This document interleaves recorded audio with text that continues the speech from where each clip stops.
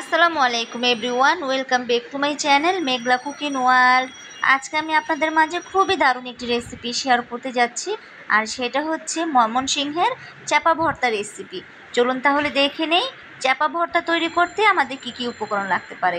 চাপা ভর্তা তৈরি করার জন্য প্যানে আমি আগে সয়াবিন তেল দিয়েছিলাম। তেলটা যখন হালকা গরম হয়ে আসছে, ঠিক ওই পর্যায়ে তেলের উপরে দিয়ে দিলাম 10 থেকে 12টি আস্ত কাঁচামরিচ।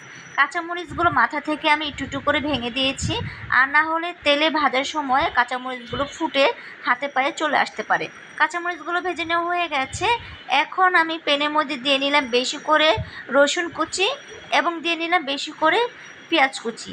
চাপা ভর্তাতে কিন্তু রসুনের পরিমাণ এবং পেঁয়াজের পরিমাণটা সম পরিমাণ নিতে হবে।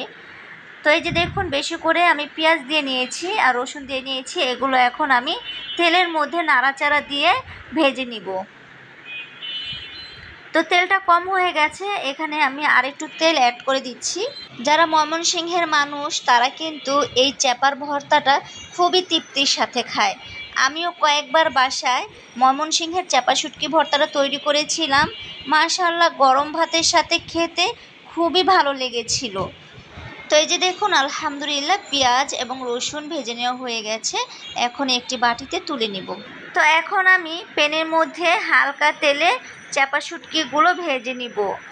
যখনই আপনারা বাসায় চাপা শুটকি ভর্তা করবেন, চেষ্টা করবেন 10 থেকে 15 মিনিটের মতো বেশি করে পানির মধ্যে চাপা শুটকিগুলো ভিজিয়ে রাখতে। এতে করে চাপা শুটকির যে এক্সট্রা ময়লা আছে সেটা চলে যায়। তো এই যে দেখুন, উল্টিয়ে পাল্টিয়ে খুব ভালো করে আমি চাপা শুটকিগুলো ভেজে নিচ্ছি। আপনাদের কাছে একটাই অনুরোধ, যারা এখনও আমার চ্যানেলটি সাবস্ক্রাইব করেননি তারা প্লিজ দয়া করে আমার চ্যানেলটি সাবস্ক্রাইব করে দিয়ে আমার চ্যানেলের পাশেই থাকবেন। যারা অলরেডি আমার চ্যানেলটি সাবস্ক্রাইব করেছেন তাদেরকে অসংখ্য অসংখ্য ধন্যবাদ। তো চাপা শুটকিগুলো ভেজে নেওয়া হয়ে গেছে, আমি একটি বাটিতে তুলে নিয়েছি। এখন আমার চাপা শুটকি বানানোর পালা। তো দেখুন, আজকে আমি ভর্তাটা বানিয়ে দেখাবো শিলপাটায়। সেজন্য আমি শিলপাটা নিয়েছি ভেজে নেওয়া কাঁচামরিচ আর দিয়ে নিলাম পরিমাণ মতো লবণ। ভর্তাতে কিন্তু ঝাল না হলে ভর্তা খেতে ভালো লাগে না, সেজন্য আমি আজকে ঝাল করেই চাপা শুটকির ভর্তাটা বানাচ্ছি। তো এই যে দেখুন, লবণ দিয়ে কাঁচামরিচটা ভালো করে আমি একটু বেটে নিচ্ছি। কাঁচামরিচটা আমার বেটে নেওয়া হয়ে গেছে। এখন আমি দিয়ে নিচ্ছি আগে থেকে ভেজে নেওয়া চাপা শুটকিগুলো। চাপা শুটকিগুলো চেষ্টা করবেন একদম মিহি করে বেটে নিতে, যাতে করে চাপা শুটকিতে কোনো কাটা না থাকে। এখন বেটে নিব আগে থেকে ভেজে নেওয়া রসুন পেঁয়াজগুলো।